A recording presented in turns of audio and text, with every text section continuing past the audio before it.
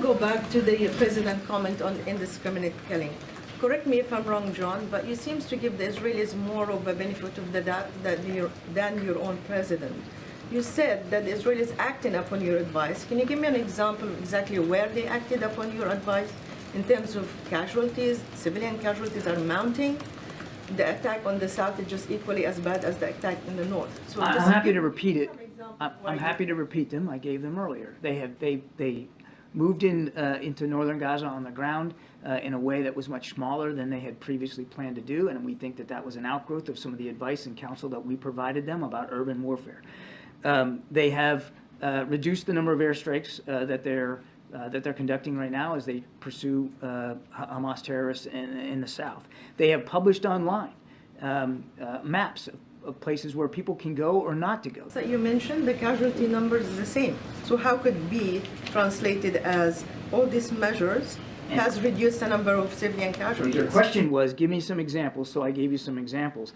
I think you heard from the president, we're still concerned that there remains civilian casualties happening every day. We're still obviously concerned about that. And as I've said so many times before, the right number is 0.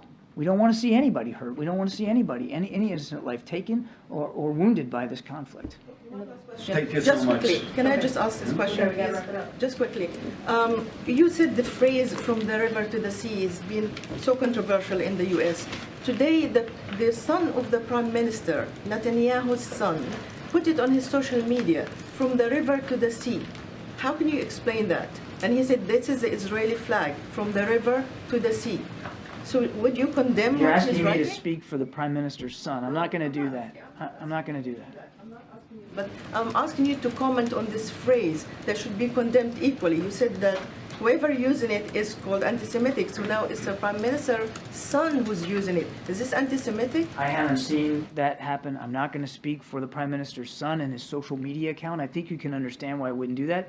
But look, and Kareen's talked about this, that phrase has a certain connotation, which is anti-Semitic. And if you look at that the connotation is anti-Semitic. If you look at it, and I've got it here, I won't read it to you, but I've got the 2017 Hamas manifesto, the one that's so-called softer than the one they wrote in 1988, and it basically says, river to the sea.